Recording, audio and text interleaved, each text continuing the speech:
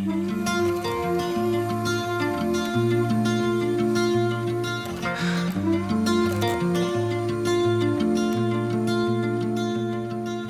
up, I lived in an idyllic neighborhood where the kids would run through the cul-de-sac and play with the water balloons, and we'd have hide and seek throughout this whole giant area.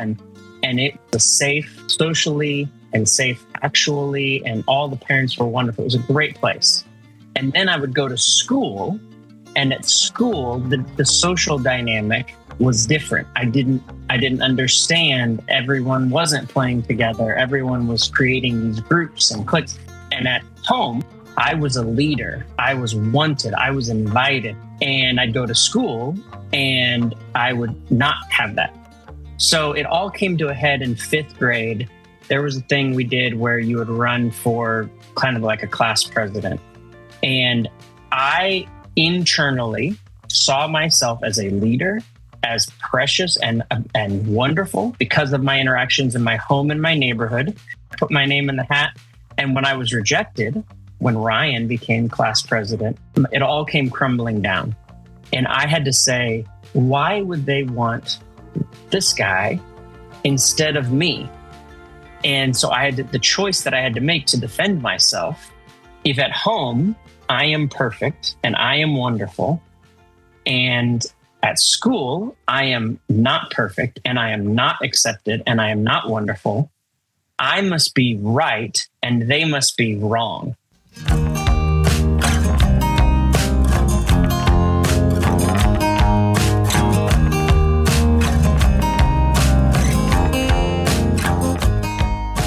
Welcome to the Story Enneagram podcast. I'm Jim Gum, and I'm an Enneagram teacher and an executive and life coach living in Kansas City. Today, we're going to hear from some social ones as part of this season's series on the social subtypes. The Enneagram social one is called rigidity or non-adaptability. They are the Mary Poppins of the Enneagram, practically perfect in every way. They don't have the same perfectionistic tendencies as the self-preservation one, but desire to present themselves to the world as a paragon of perfection. Right beliefs, right choices, right actions. Anger is the passion of Enneagram Type 1s, and in this social subtype, it's a bit cooler. And the anger shows up as resentment that may feel judgy to others. As you heard from Tyler in the introduction, the social ones are black and white thinkers and subconsciously divide the world into those who do things right and those who don't. In today's world, what does it even mean to be right, or at least aligned with those who are? Today, we're going to listen to stories from social ones to understand how they hope their lives reflect their standards of perfection. John works as an engineer who gets to see how his plans and ideals play out in the real world. When I went to school, I didn't honestly know there was any other path options for me. I was good at math and science. I was not terribly strong in English. So they're like, I guess you're going to be an engineer. Okay, I guess I am. The part that really is the most fulfilling, satisfying for me is the seeing it from drawing to life. So it's not just philosophy for philosophy's sake. It's practical. It's taking a problem, solving the problem, and then seeing it built. If it doesn't come to life, it really isn't what I'm into. I'm more it's got to be built. Here's how Melissa remembers her desires for perfection. I'd say it probably showed up very early on. I was, raised by a single mom and had severe separation anxiety when I'd have to go to camp or I'd have to leave my mom or the woman who babysat me because I would feel like I wouldn't have control. And so slowly in my life as I grew older, I would try to find ways to not only have control, but have control in a way that I thought was the right way. And so that morphed into, I'd say, that separation anxiety eventually transitioned to my handwriting. And if I could not get my handwriting exactly perfect, I remember probably in second grade when we were learning, starting to learn, maybe it was third grade cursive, I would rip up the paper and throw it away. I found it interesting how Tyler decided to deal with his poor handwriting. For me, like we talked about, my perfectionism shows up in what I deem to be perfect. My handwriting, it was always atrocious. And I think at some point I internalized that, right? What I would want to feel is shame and sadness and maybe a desire to fix it. But instead, I presented as, well, I'll just be a doctor because doctors have bad handwriting. Haha. Didn't internalize that sadness, the shame of that, and didn't make the necessary changes to be better. Whenever I find myself not good at something, I will just not participate. I can be bold and I can be adventurous, but if I'm in a dance circle at a wedding, I will claw my way out. If someone pushes me into the middle of a dance circle, I will claw and bite my way out because I don't feel prepared. I don't feel ready. I don't feel capable. Here's how John describes what it means for him to be creative in his context. That's probably the hardest part for me because it's more of the creative piece. And I tend to more look at things of what has been to solve what is now. And some people still call that creativity in terms of, well, you're applying it a different way. And some of that's true, but truly coming up with the new idea of how to solve something is not my strength. It's more taking what's been done, using it in a potentially little bit different way, and then applying it. The social subtype of the one differs from the self-preservation one in this important way. The self-preservation one is perfectionistic. The social one is perfect. I remember reading Tyler in a class. I was using panels and instructed the participants on how to hold the microphone to be heard well.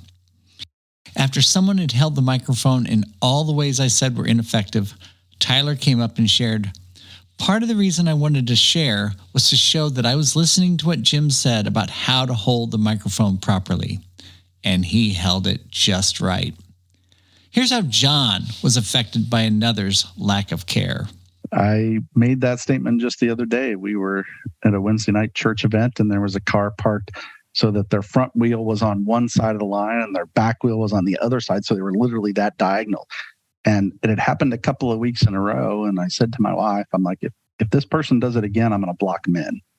Thankfully, it hadn't happened again. So I didn't have to prove that, but I would have probably. Let me show you how to park your car. Tyler shares how he wants to model being a husband.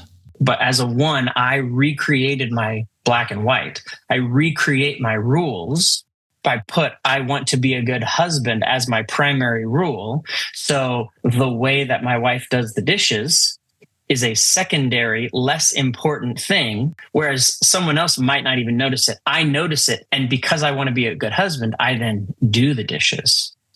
I fold the laundry. I make sure she doesn't leave her keys behind. Or if she does, I forgive because primarily I want to be a good husband. I've pushed that rule so high that it overwhelms all of my lower rules that I think, all of my other black and white things, the way that it should be. You don't forget your keys. You don't put the bowls up by the cups. But because I want to be a good husband, primarily, I've figured out how to lower those other instincts down to a healthy level. Melissa remembers how early this showed up when she was in grade school. I think the part that really I always think back to my childhood and when I was in grade school and I was the one who I had a best friend, still best friends to this day. And I would, if she did not do what she was supposed to be doing or she wasn't focused, I would be the tattle. I would be the one who went and tattled on her because I thought, if I'm doing what I'm supposed to be doing, then she should be doing what she's supposed to be doing. And so she needs to follow the rules and do the right thing. I think that right versus wrong, and then the whole perfectionism piece and trying to be perfect and trying to have things perfect really resonated with me. And here's how John remembers his childhood. As a matter of fact, my brothers would call me the responsible child. That was their nickname for me growing up. Whenever we wanted to do something and get our parents' approval, they would always send me because they're like, oh, he's the responsible child. He's more likely to get this than anyone. So let's send him in, go out to dinner or play a game or whatever it was, whatever we needed permission to do. They'd send me in first. Melissa shares what it's like to be perceived as the one who's doing the wrong thing. We went to see a show down at Kaufman. It was very intense. We were sitting right behind the sound box. My husband was on one side of the row, and then my daughters and I were like on the other. And these two women were next to me, and they were talking so loud. And then the other people down the row had their lights on when the show was on, like they had their phone on. And I was so irritated that I wanted to be like, stop talk. Like, that's so rude. My daughter asked me one question. She said, how did he die? One of the characters died. And I whispered to her, in the lake. And apparently the sound guy had said to the ushers, someone's talking, which wasn't me. It was them the whole time. And I got in trouble. I was so angry, and I got home and I was venting on the car ride home to the point where my husband was like, why are you so angry? I'm like, it just irritates me. It was awful. I almost wanted to cry, actually, because I was so upset. You know what's hard for a one? Getting in trouble because of something they've done. You know what's worse? Getting in trouble for something someone else has done. The passion of each Enneagram type is the fuel for their behavior. For the one, the passion is anger.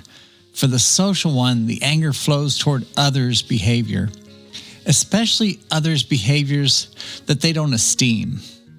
Here's how Tyler describes his point of view when compared with his friend Graham. Yeah, I mean, Graham and I were in close contact. We talked every week. And whenever something would come up in one of our lives, I would approach things from a very black and white perspective. And Graham is so gray. So whenever we would get into those conflicts, I would only approach it from this, well, clearly this or that, and he would go, well, there's lots of shades of gray in there. And so he saw that in me, and I didn't see that in myself because it wasn't the typical one who's critiquing themselves, who they're never good enough. I recognized that the path that I was following was perfect. And here's how John describes his inflexibility. It just happened recently. Another guy and I were talking, and I made a statement as a concrete statement, which I believe, but it was, this is the way it is. And he's like, no, I think it's this way. And so we argued back and forth actually several different times. And I finally decided, I'm like, well, this is ridiculous. We can read what it. So I read it, and he was right and I was wrong. But I was very inflexible about looking it up, very inflexible about, no, that's not the way it is. So that has typically been called stubbornness. And I guess that's probably the best word for it. I'll claim inheritance on that one. I come from a long line of stubborn people. To me, it's still part of the rural perfectionist piece of it is once I believe I know, then that's the way it is. It's second nature for the social one to pass judgment on another. Here's how Melissa describes it. I get frustrated when people do stupid things or don't act like good humans or don't treat people kindly. And of course, again, if they don't do things the way I might go about it, like write a thank you card when you get a gift, a handwritten thank you card, and they don't, like, I think, who taught them? Like, why do they not know how to write thank you cards anymore, right? Like, that's just a common courtesy. So things like that irritate me. And here's Tyler again. I mean, it was like we talked about, like I was the teacher. I was the self-sacrificial one. I was giving to something that was a higher calling, because I am a teacher, and we do it the right way. We serve and give. And isn't that what life is all about? And I couldn't relate. I couldn't find common ground with people.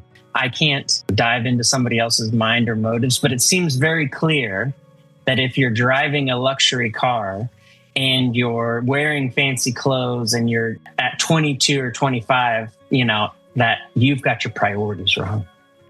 There's a downside to the constant need to be right. Humans all make mistakes, and it's hard if we meet someone who doesn't appear to make mistakes or thinks less of us by their standards. It can be alienating. I love what I once heard Oronio Pice say. All the other types need to work on getting better, but the Enneagram 1 needs to get worse.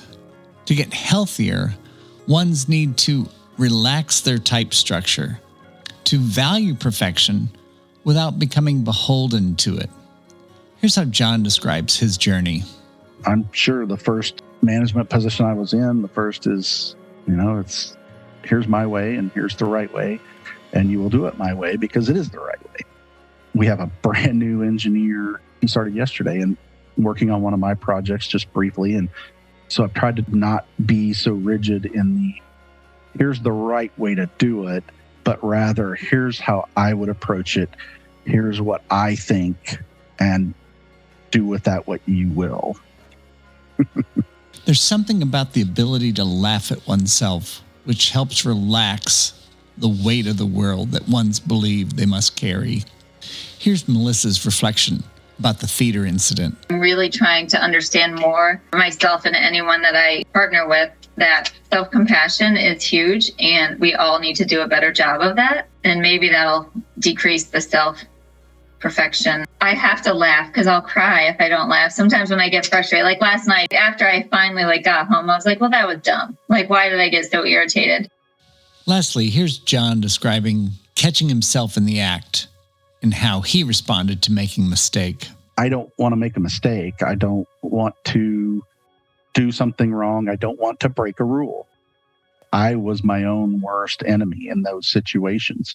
I remember one time in college, I had done something and gotten in trouble publicly for. So I was already upset about it. That now it's public and I'm really upset about it. So I'm walking across campus, beating myself up for making these mistakes, should have known better, all of those kinds of things. And then I start, well, what are you beating yourself up for? You just made a mistake. Why? How can you, I was beating myself up for beating myself up. That's when I started to laugh at myself. Yeah.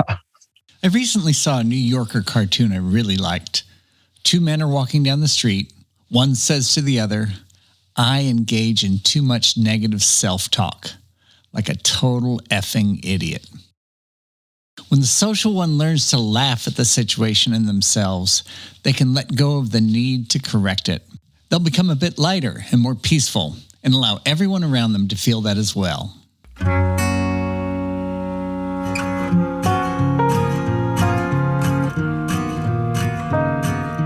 That's it for this episode of the Story Enneagram podcast. Thanks for listening. If you or someone you know is a 1 who struggles with the pressure to be perfect, you've come to the right place. Wouldn't it be great to give yourself a break and live a little? Visit my website at storyenneagram.com. I offer executive coaching as well as life coaching for individuals or couples. I also offer solutions for the workplace and training sessions for businesses, schools, and nonprofits. Drop me a line and let's explore what the Enneagram can do for you. Please subscribe to the Story Enneagram podcast. Share it with your friends and family. And if you're really feeling it, leave a rating in Apple Podcasts. I'd appreciate it. Our music is by Daniel Gum. You can hear his music on Spotify or wherever you get your music. And yes, we do have the same last name. Story Enneagram, where learning your type is just the beginning of a whole new story.